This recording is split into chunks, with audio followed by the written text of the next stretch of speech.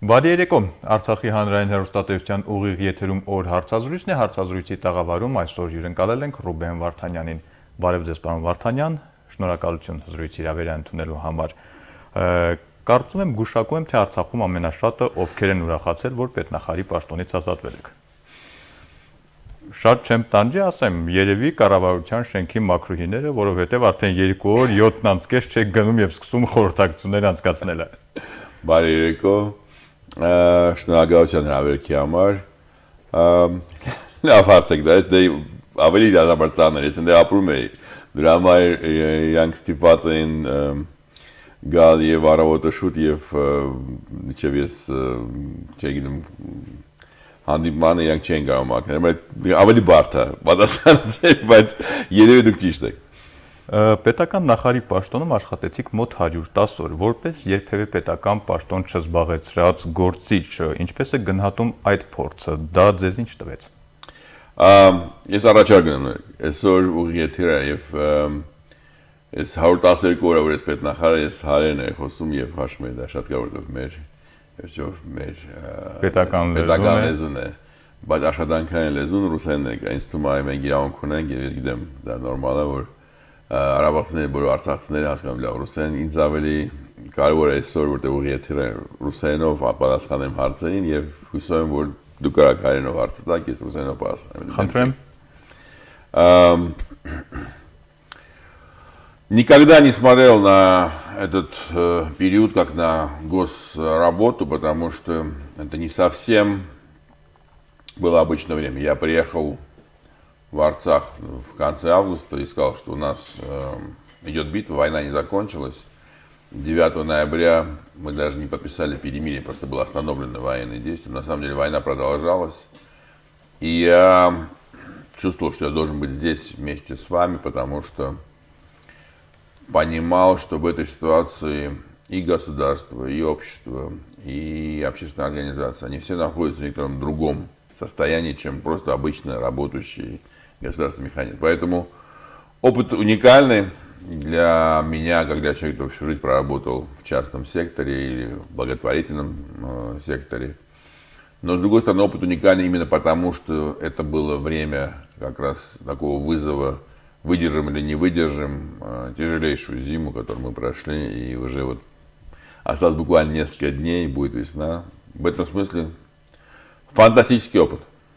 Իդեպ, որ մեզ դժվար ձմեռ կարող է սպասել, դուք ասել եք Արցախ գալուց օրեր անց։ Первое заседание правительства, я сказал, у нас есть 5 вызовов, 5 кризисов.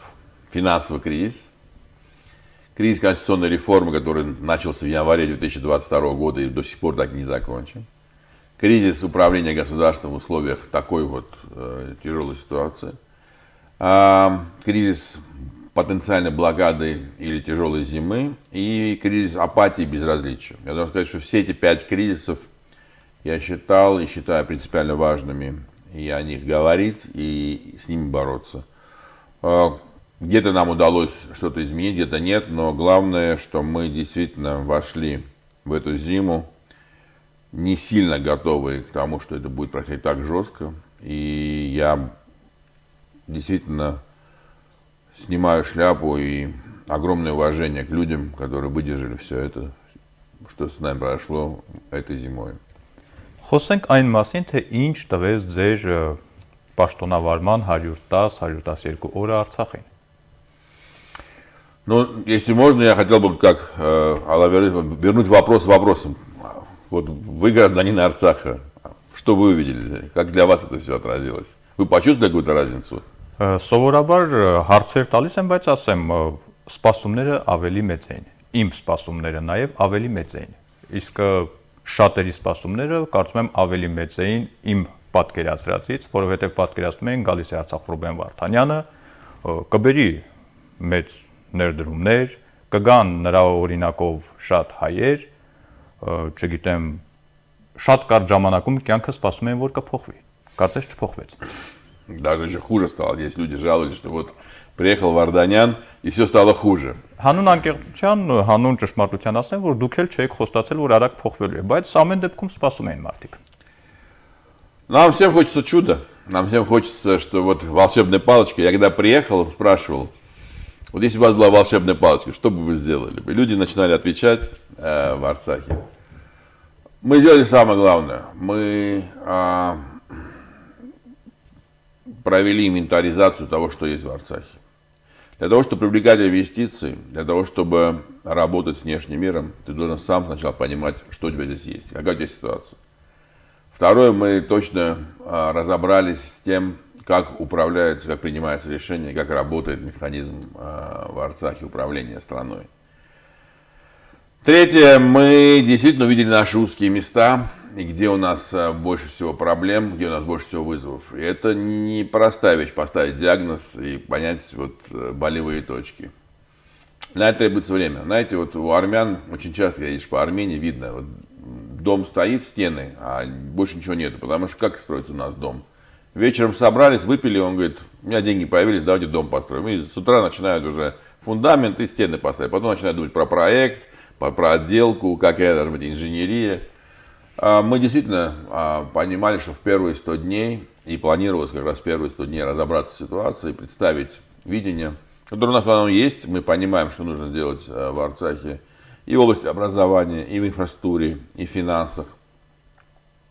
Конечно, блокада и такое вот жесткое ограничение возможности передвигаться и жесткое ограничение по вообще жизнедеятельности очень многие вещи остановило, мы не смогли реализовать многие вещи. Но многие проекты в процессе, мы реализуем проекты. Просто, еще раз, для того, чтобы видеть проект, как вот Дилижанскую школу, мы начали в 2010 году, в 2012 начали ее строить, в 2014 ее открыли. То есть 2 года не было видимых процессов. 2 года люди в Дилижане говорят, школу строится, а ее нету. То же самое здесь. Если мы хотим построить систему, а не просто подпиариться, а не просто сказать, что вот какие мы молодцы, там, привезли там какую-то сумму денег или какое-то сделали. Это действительно требует очень системного подхода. Չեմ հարցնի ինչ ստացաք պետնախարի պաշտոնում, ինչ եք թողնում հաջորդ պետնախարին։ Այլ դուք Արցախ գալուց նշել եք, որ շենք պատրաստելու, շենք կառուցելու համար սկզբից պետք է գաղափար, հետո պրոյեկտ, հետո նոր կսկսենք կառուցել։ Հիմա դուք աշխատանքները որ փուլում եք թողնում ձեր հաջորդին։ У нас много наработок. Вопрос действительно воспользоваться все-таки президентом. Я хотел сказать, все-таки здесь надо говорить, и мы должны об этом говорить совершенно спокойно, что все-таки у нас страна, где решение принимает и несет ответственность президент. Он глава правительства.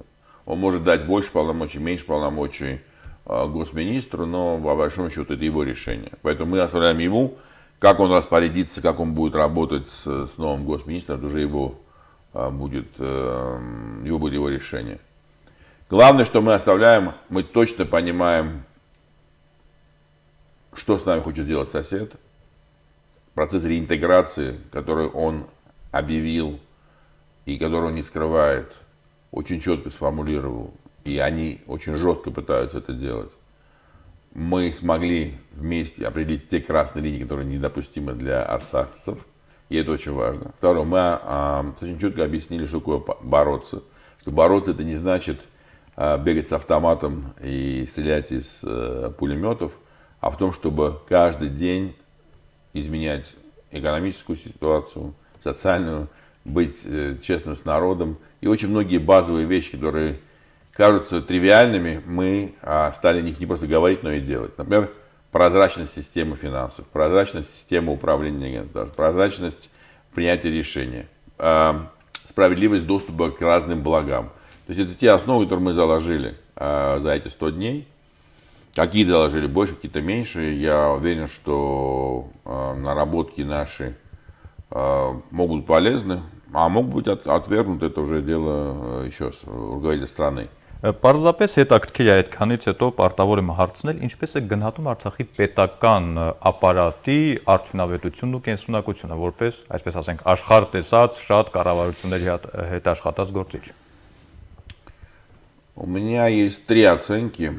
Оценка номер 1. Я очень благодарен тем людям, которые, по большому счету, без вопросов согласились работать по новым правилам. И я увидел огромное количество людей, которые готовы работать в системе, готовы работать в команде, готовы работать ради идеи.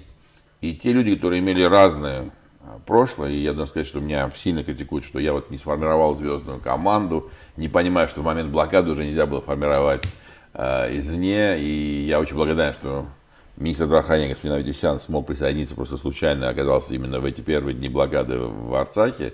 И остался и стал вместе как часть команды. Но мы имели то, что мы имели. Мы имели часть команды осталась в Армении, часть команды была здесь, и мы не смогли формировать идеальную команду. Но мы показали, что даже имея вот такую реальность, мы получили людей, которые вместе, как один, стали работать в очень новых правилах, новых условиях. И они с ним согласились. Второе, что я увидел, что, конечно, в Арцахе есть вот такое желание местных таких вот собственных королевств, собственных территорий, где каждый принимает решение сам, где очень важно именно умение решать вопросы, да, вот это вот такое, а не выстраивание системы. И, конечно, это было видно в том числе, что мы столкнулись с достаточно таким сопротивлением со стороны некоторых ведомств, где руководители считали, что, в общем, эту модель не надо менять. И третье, конечно, надо сказать откровенно, что в условиях того, что произошло после войны, у нас есть огромное количество людей, работающих в госаппарате, скажем, больше, чем требуется для выполнения тех или иных функций. Вопрос, какие функции нужны, какие не нужны, не решался, не обсуждался, но это очень важная вещь для дискуссии. Но самое главное было, например, когда в декабре сказал, что люди будут получать премию за выполненную работу, а не просто автоматически. У всех был шок, потому что люди настолько привыкли, что зарплату получают все поровну, и премии получают все поровну. Сказал, хорошо, зарплату получают даже те, кто меньше работает, те, кто больше работает, но хотя бы премии в следующем году планировалось, что 20. А в этом году премии будут получать за выполненную работу, а не просто поровну всем будет делиться. Что вызвало, конечно, шоковую реакцию, потому что люди считают, что это очень субъективно будет, кто чей родственник. Поэтому государственный аппарат в Арцахе, работает, готов перестраиваться, есть, как в любом аппарате, свои проблемы. Կարծես ամեն ինչ գնում էր իր հունով։ Ինչու անխուսափելի դարձավ ձեր պաշտոնից ազատումը։ Ну, это вопрос к президенту, который принял такое решение. Я должен сказать, что слухи о моей отставке начались в декабре. Один из министров, обсуждая в кругу своих друзей. Ավելի շուտ, ձեր նշանակման օրից։ Да. Ну, понятно, что чужак пришел со своими какими-то амбициями и правилами. Конечно, спокойная жизнь многим нарушилась. Ну, везде мы привели как бы некоторый новый стиль работы и новые правила.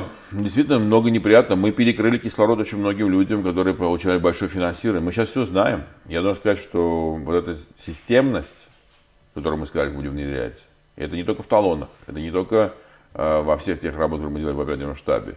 Системность, прозрачность, последовательность, коммуникация, дисциплина и, конечно, результат и командная работа. Эти принципы не просто были такими объявлениями. Мы начали это внедрять, и у части людей это вызвало большую реакцию, когда начинал говорить, что не можешь так решать вопросы, как ты раньше решал.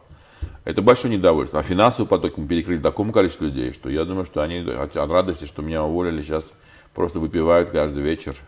Ներքին խնդիրների թեման կշարունակենք հաջորդ հարցի մեջ, մինչ այդ շատերին հետաքրքրում է ստիպված ենք անպայման այդ հարցը եւս շոշափել։ Արդյոք կար արտաքին ճնշում, որ ձեզ պաշտոնից ազատեն։ Ավելի կոնկրետ պահանջ Ադրբեջանի կողմից։ Ասում են, սա դավաճանություն էր, Ադրբեջանը պահանջեց, Արցախի նախագահը ստորագրեց։ Я даже сказать, что никогда не думал, что моя фамилия будет обсуждаться на Совбезе ООН или в Европарламенте, но Азербайджан решил максимально персонифицировать всю ситуацию вокруг Арцаха. Не понимаю зачем, потому что, по большому счету, все, что я говорил и говорю, как сказал президент в своей речи, он точно так же разделяет, и такие же принципы и он исповедует, и большинство людей, работающих в Арцахе, в руководстве республики, имеют те же самые взгляды, да, по поводу красных линий, по поводу того, что мы не будем интегрироваться в Азербайджан, что будем жить рядом, но не вместе. Наверное, здесь произошло несколько событий. Первое, что достаточно был неожиданный приезд такого человека в Арцах, и это вызвало такую конспирологическую теорию, а почему никто не мог поверить, что человек просто может быть патриотом, приехать в свою страну и любить и переживать то, что происходит в Арцахе. И это интересно видеть, как люди до сих пор живут в этом конспирологическом таком пространстве. Второе, конечно, для Азербайджана, я хочу напомнить вам, Нурари и всем остальным, летом еще прошлого года азербайджанская сторона говорила, что мы никаких переговоров с армянами иметь не будем. Они просто наши внутренние граждане, вообще наш внутренний процесс. И вообще Карабаха нет. Вообще Карабах. А сейчас прошло 6 месяцев, и смотрите, они уже говорят, что они готовы вести переговоры не с Варданяном, а с представителем армянского населения в Арцахе, на Горном Карабахе, и готовы перевести переговоры Баку-Степанакерт. Посмотрите, какое уже изменение за полгода. То есть я думаю, что, конечно, мой приезд привел к тому, что публичность и узнаваемость Арцаха резко возросла, блокада, все вместе. Мы получили более 40 тысяч публикаций об Арцахе. Беспрецедентно. Конечно, очень много было в азербайджанской прессе, в армянской, но и в мировой прессе. Международные суды, международных разные организации, большой интерес к Арцаху. Я думаю, что это вызвало большую реакцию, потому что Азербайджан считал, что это внутренний вопрос, он уже решен медленно. Знаете, такой есть принцип, эффект кипятка и лягушки. Если лягушку бросить в кипяток, она сразу выпрыгнет. А если в холодную воду и медленно поставить на огонь, то лягушка не будет чувствовать, когда температура станет такой, что она уже сварится. И вот, мне кажется, вот такой был подход к процессу интеграции Арцаха в Азербайджан. И, конечно, мой приход вызвал эффект того, что, в общем, мы сказали, так не получится. И сейчас Азербайджан, конечно, вынужден исполнять решение Гаагского суда. И он понимает, что уже просто вот так, как он планировал, втихаря интегрировать не получится. Ну и третье, я думаю, что в целом Азербайджан не готов к серьезным переговорам. Он хотел бы, чтобы это было бы все через силу. А я говорил, всегда буду говорить, я имел возможность общаться с очень большим количеством великих людей, в том числе, например, вот с Евгением Примаковым, Генри Киссинджером, и очень было видно, интересно, они общались между собой. Два человека, которые представляли две разные страны, имели противоположные взгляды, но при этом были готовы общаться и слышать друг друга. И оба они сказали, что очень намного легче иметь разговор двух равных противников, чем использовать силу, передавливать, а потом получать какие-то непонятные вещи. Поэтому мой приезд был изначально на то, что я верил и, несомненно, и говорил об этом, что я мог принести как раз этот диалог в нормальное русло, но он превратился как раз в обратное отражение. Ну, это их решение. Պատասխանը մի քիչ երկար է, կարծում եմ շատերի համար հասկանալի չէ։ Հիմա սա Ադրբեջանի պահանջներ, որին տեղի տվեցինք, թե սա պարզապես կարող է լինել ֆակտորներից մեկը։ Надо спросить президента, он принимал решение. Он взвешивал все факторы, он в своем выступлении обозначил те причины, почему он принял это решение. Так что я думаю, что вопрос к нему. Я сказал свое решение. Я считаю, что это неправильное решение. Я это озвучил. Я считаю, что это решение неправильно, не потому что там, я так держу за эту должность, мне совершенно спокойно. Я не приходил на должность госминистра, я приходил помочь Арутюняну Арару Владимировичу, который знает там 15 лет, в этой ситуации нести на себе этот тяжелый крест руководителя и лидера, который должен вытащить ситуацию из очень тяжелого состояния. Поэтому для меня, буду я госминистром, не буду госминистром, совершенно спокойная ситуация, потому что никогда не являлась главной целью моего переезда в Арцах, а являлась целью помочь Арцаху сохранить свою независимость. Если я своими действиями помог очень хорошо, если я мешаю, значит, я должен уйти, это решение президента. Ներքին կյանքին վերադառնանք, որը ընդմիջեցինք մեկ այլ հարցով, ձեր խոսքում նշեցիք, որ պետական ապարատում ձեր նորամուծությունները, այսպես ասենք, շատերի սրտով չէին, որովհետև մարդիկ ունեին իրենց այսպես ասած կոմֆորտի զոնան, աշխատում էին, դժվար էին պատկերացնում փոփոխություններ ու մի հետաքրքիր մաս էլ նշեցիք, որ նաև ֆինանսական հոսքերն էիք դարձնում ավելի թափանցիկ վերահսկելի։ Այդ մասով ասելիք ունենք։ Արդյոք սա իր դերը խաղաց, որպեսզի անխուսափելի դառնա պետնախարի պաշտոնից ազատվելը։ Не уверен, я думаю, что президент тоже сказал, мне было приятно слышать, что он тоже собирается сделать и максимально большое количество проверок, и дано поручение прокуратуры, я надеюсь, что новый прокурор продолжит работу, которую начал господин Нерсисян, и будут проверены все те организации, люди, которые получили кредиты, не вернули.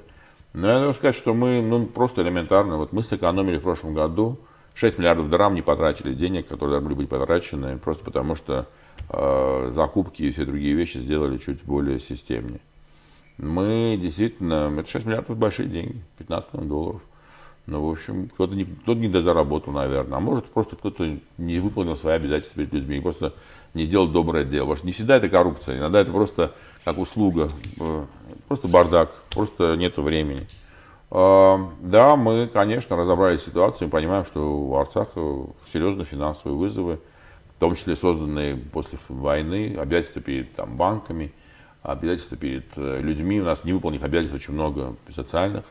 И непонятность очередей, почему один человек получал деньги, а второй не получал, или получал позже, хотя у него очередь была впереди. Вообще это непрозрачность, несправедливость, это одно из главных, то, что я увидел, ощущение, которое в Арцахе действительно витает в воздухе. Вопрос не в том, что кто-то богаче, кто-то беднее, а что это несправедливо. Несправедливо, как было принято решение, несправедливо, как были перераспределены ресурсы, несправедливо, как была выделена группа. У нас в Арцахе 181 группа имеет какие-то льготы, которые были выполнены. При этом 48 программ. При этом все эти программы, половина из них не выполняются. И не выполняются вовремя. У нас есть люди, которые в августе прошлого года должны были получить деньги, не получили до сих пор.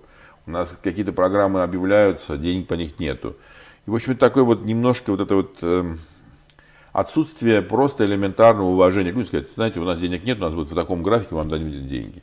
Нормальная информация, обратной связи. Мы так долго боролись, пытались сделать 119 номер и обратную связь, чтобы люди могли видеть, что они позвонили, получили обратную связь.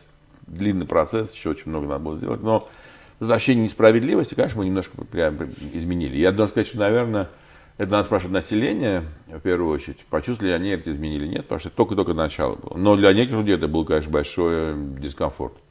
Հաջորդ հարցը քաղաքական ոլորտից է, ասում են Արայիկ Հարությունյանը ուզում էր հանձնել Արցախը, Ռուբեն Վարդանյանը եկավ չթողեց հանձնեն Արցախը։ Եթե իսկապես նման բան կա, կարծում եմ սա ամենահարմար դեպքն է, որ ասենք ժողովուրդ, այո, Արցախը հանձնում են, ձեր գլխի ճարը տեսեք։ Я категорически с этим не согласен.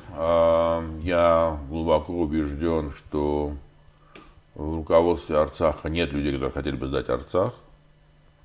Но я также глубоко убежден, что, к сожалению, в руководстве Арцаха нету понимания, что значит бороться, нету готовности бороться каждый день, нету бороться за это 24 часа и 7 дней в неделю, нету готовности брать на себя ответственность и принимать очень тяжелые решения. И, к сожалению, есть большое желание жить обычной жизнью. И не приходить на работу. Были министры, которые не приходили на работу, когда президент уезжал, они просто не приходили на работу. Жили в базе, плавали, отдыхали. Считали нормальным. То есть были министры, которые совершенно спокойно могли себе позволить сказать, а мне нет времени этим заниматься, потому что я занят чем-то другим. То есть общее отношение к тому, что эта проблема очень острая, я сказал в своем выступлении, еще раз хочу сказать, самая главная моя недоработка, что я не смог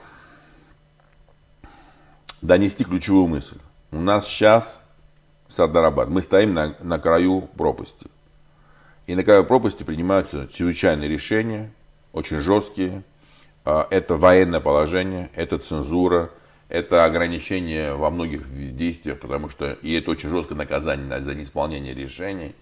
Я бы сказал, если говорить о наших противоречиях с Владимировичем, я смотрел на эту ситуацию как на чрезвычайную, он смотрит больше как на обычную жизнь такого, с большим или меньшим критическим состоянием, и политические расклады ему важны, кто как что там скажет, кто какую группу представляет.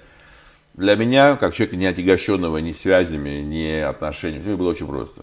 У нас есть критическая ситуация, для того, чтобы спастись, у нас есть очень мало шансов, для того, чтобы мы смогли бы победить в этой ситуации, нам надо объединиться, сконцентрировать все усилия, минимизировать наши слабые места, усилить наши самые сильные места и 24 часа 7 дней в неделю просто в это направление бить.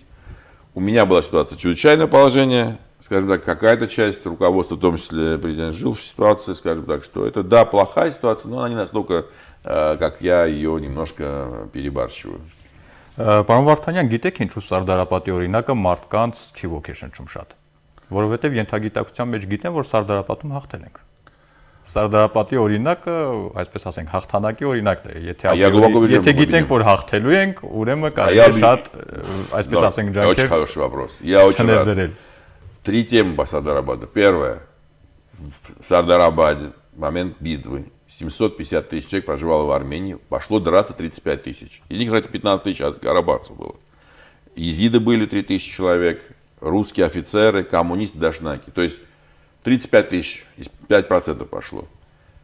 Пошли, имея разные взгляды люди. То, что я сказал, ребят, вот линия, что вы сделали в прошлом, вы бывшие, вы сорбсовские, вы пашиняновские, вы Павосяновские, вы Петросян, неважно. Вот, сегодня война, стали друг другом. Следователь и преступник спиной к спине становится, идет стрелять из окопа, потому что защитить свою родину. Да, это такое уникальное время. Потом, после войны, преступник пойдет в тюрьму, следователь будет дальше его ловить. Это такой подход. Я об этом говорил, и очень много у меня было дискуссий, и в том числе с будущим госминистром об этом, что в этот период времени вот такой подход правильный. И это Сардарабад. Когда ты понимаешь, что все остальное вторично. Ты должен спасти Эчмиадзин, ты должен спасти армянский народ, ты должен или сделать этот шаг полностью, на 100%.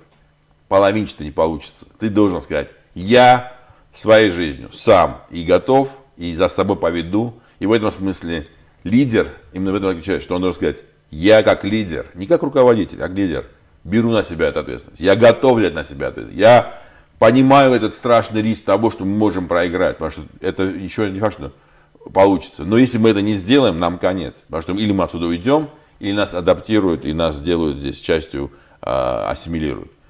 И в этом смысле, да, это жесткое решение. И то, что мы говорили на митинге 25 декабря, это только 3 варианта. И я сказал, я борюсь. И я остаюсь здесь и буду бороться и дальше. И я никуда не уезжаю, потому что я убежден. Нет у нас шансов победить, если мы это не сделаем. А то, что у нас есть шанс победить, я не сомневаюсь.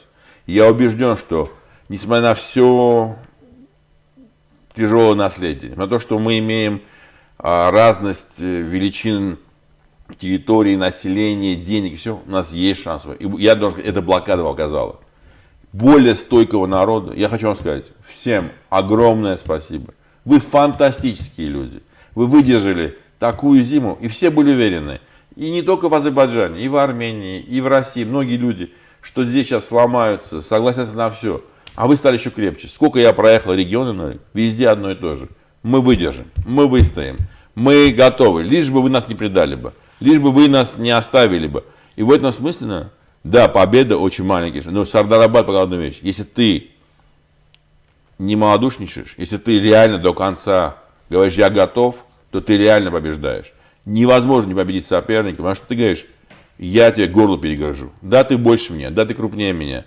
Но я взорву себя вместе с собою. И вместе с тобою. Я тебя взорву так, что от тебя тоже ничего не останется. То есть ты побеждаешь не силой, не размером, побеждаешь духом. Ты побеждаешь тем, что ты говоришь, я умру, но ты умрешь вместе со мной. И это тоже ответ. И другая сторона 10 раз подумает, хочет ли она тоже умирать, или ей хочется жить в хороших, роскошных условиях. И когда ты так говоришь, у тебя появляется сила, что ты уверен в себе.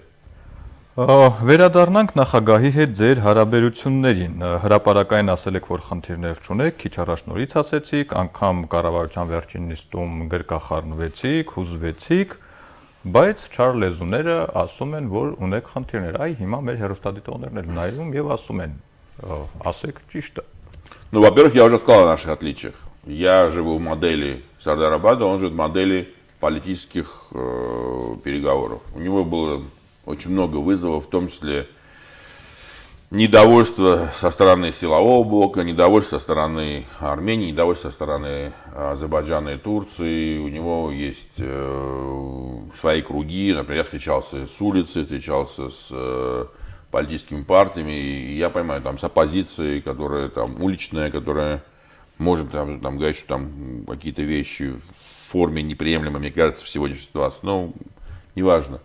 Поэтому, конечно, у него сложнее ситуация. Я сказал в своей речи, могу сказать еще раз. Руководитель – это огромная ответственность. У него огромная ответственность, как у первого лица.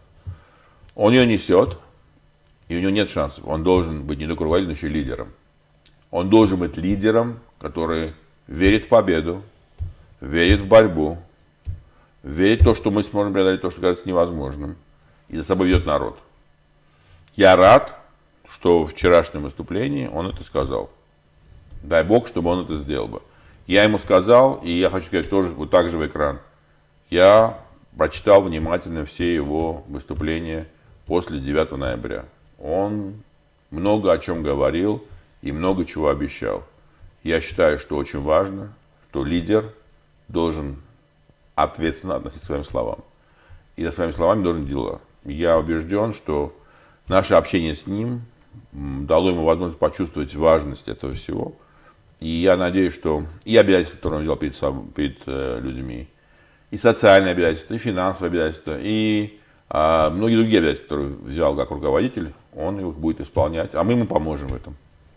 Արդեն ասել եք, որ Արցախից դուրս չեք գալու։ Պաշտոնից դուրս եք եկել, բայց մնալու եք Արցախում։ Ինչով եք զբաղվելու։ Ну, я приезжал в Арцах, не думая о госдолжности, я приезжал в Арцах, уже имея созданное агентство «Мы, наши горы», которое провело первую конференцию в октябре. Приехали до у нас были программы, которые мы частично реализуем. Например, мобильная клиника, как планируется, так и реализуется. Там программа «Давид Бек», образовательные программы. Например, мы договорились сейчас вот с несколькими вузами, крупнейшими в мире, о том, что будет специальная программа образовательная для студентов, которые учатся в Степанакерте. У нас есть тема по профтехобразованию, у нас есть идея, связанная с Муфту Арцах, переездом большого количества арцахцев обратно на родину. Поэтому эти программы были, и они приостановились из-за блокады, приостановились из-за того, что некоторые из них невозможно было реализовать в условиях такой ситуации. Но я глубоко убежден, что мы обсуждали и внутри правительства, и совместно с частным сектором, невозможно не сделать. Я не верю в одну вещь, что правительство одно сможет справиться с тем количеством вызовов, которых есть. И просто сказать, вот вы там благотворители, нам дайте, а мы сделаем, невозможно. Но вот мы увидели только по международной деятельности, какое количество у нас есть задач, вызовов и так далее. Какое количество у нас есть в экономике. Нам надо сейчас подготовить инфраструктуру к следующей зиме. Нам надо будет реализовать проектов на 35 миллиардов драм. Это за 6 месяцев не просто поднять эти деньги, но еще их правильно сделать проекты, правильно их реализовать и сделать так, чтобы мы были готовы к следующей зиме. Нам надо сделать в сельском хозяйстве инвестиции на несколько миллиардов и в теплицы, которых у нас оказалось не столько, сколько мы думали, и не такого качества, как мы думали, и в новые совершенно подходы к тому, что у нас должны быть, какие у нас должны быть продукты, чтобы мы могли бы иметь запасы на зиму. Нам надо полностью выстроить всю логистику, нам надо открыть несколько сейчас заводов, которых у нас не было, которых нам нужны, потому что в случае новой блокады мы должны быть готовы к тому, что у нас уже будет внутреннее производство. У нас элементарно гробы не производились. У нас умирали люди, а гробы привозили из Армении. И вот, организовать производство гробов или туалетной бумаги и каких-то других вещей надо сейчас сделать. И я не верю, откровенно хочу сказать, неважно, какие будут гениальные члены правительства, и какой будет госминистр, дай бог, чтобы у него все получилось бы, и как будет работать сам президент, который, я знаю, умеет работать, что тот объем задач, который стоит в социальной сфере, в финансовой сфере, экономической сфере, в строительстве, в сельском хозяйстве, в инфраструктуре, в международной деятельности, можно осилить только правительством. Просто невозможно, исходя из даже самой гениальной команды и тех ресурсов, которые нужны. Այս խնդիրների լուծման մեջ դուք աշխատելու եք մենակ թե կառավարության հետ։ Нет, конечно, здесь только совместно. Я большой сторонник и всегда буду говорить, что в этой ситуации, не объединившись, невозможно ничего победить. Никто отдельно, параллельно не получится. Сказать, что я все сам сделаю, да, это полная чушь. Надо делать вместе. Քաղաքական գործունեության մասին այս ոլորտում ինչ պլաններ ունեք։ Արցախի խորհրդանի 3 անդիմադիր խմբակցությունների պահվածքից ենթադրվում է, որ կարծես ձևավորվում է կամ կարող է ձևավորվել ինչ-որ նոր բևեռ, որը կարող է գլխավորել դուք։ Знаете, я хочу сказать другое. Вот этот кризис показал, что те, кто реально хотят, готовы бороться, они объединяются. Вот я, когда пришел, у меня не было опыта работы с парламентом, и я видел, как парламент очень так осторожно относился к моей деятельности. Но мы вместе с членами парламента очень разных партий, в том числе и партий, всех 5 партий, ездили по регионам. Мы объездили все 115 точек.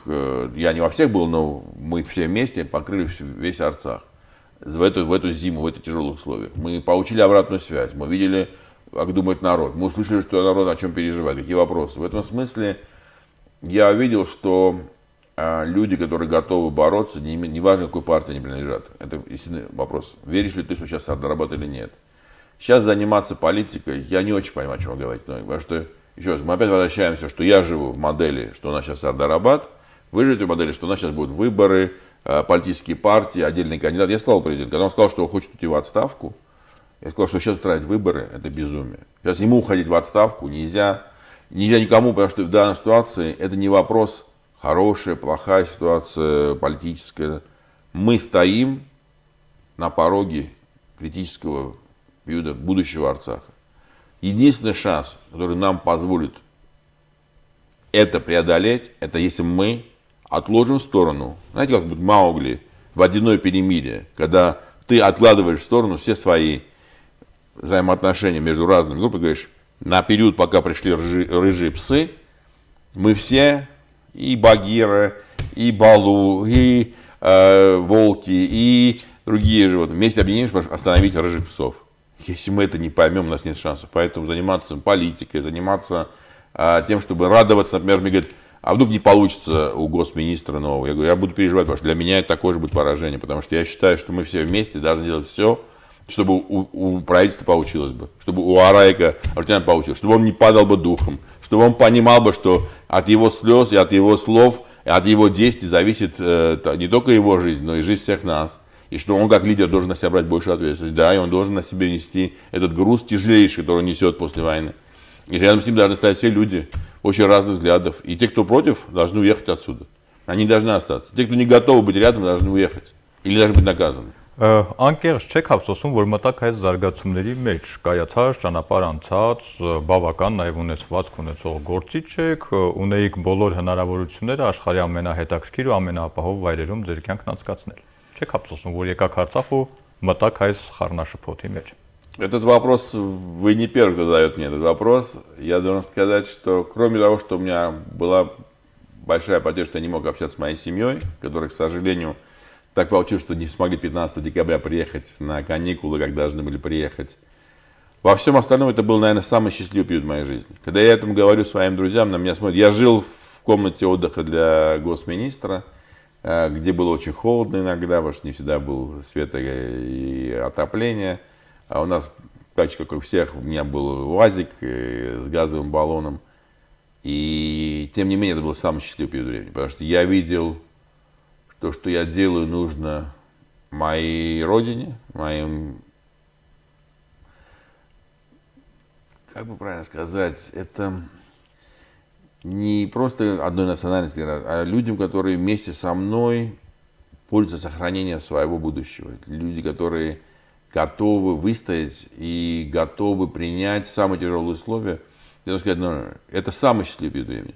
Потому что я видел веру, доверие людей, любовь и ожидание, что ты справишься. И в этом смысле это была большая ответственность. Но я должен сказать, с точки зрения персонально, Рубена Варданяна, это лучшее, что могло произойти со мной, потому что я, да, успешный бизнесмен, да, у меня очень много успешных благотворительных проектов, да, я много сделал для других людей, многим людям помог в своей жизни. Но вот это ощущение любви, которое ты получаешь от людей, которые тебе доверяют, самое ценное. Они доверяют тебе все, потому что понимают, что вот мы или пройдем это вместе, или мы не будем иметь будущего. Поэтому в этом смысле не жалею ни секундочки. Շնորհակալություն պարոն Վարդանյան, հետաքրքիր զրույցի համար։ Հուսով եմ դեռ հանդիպելու առիթներ կունենանք։ Հիշեցնեմ, որ հարցազրույցի տաղավարում այսօր զրուցեցինք Ռուբեն Վարդանյանի հետ։ Այսքանն ենք նախատեսել։ Մնացեք խաղաղությամբ։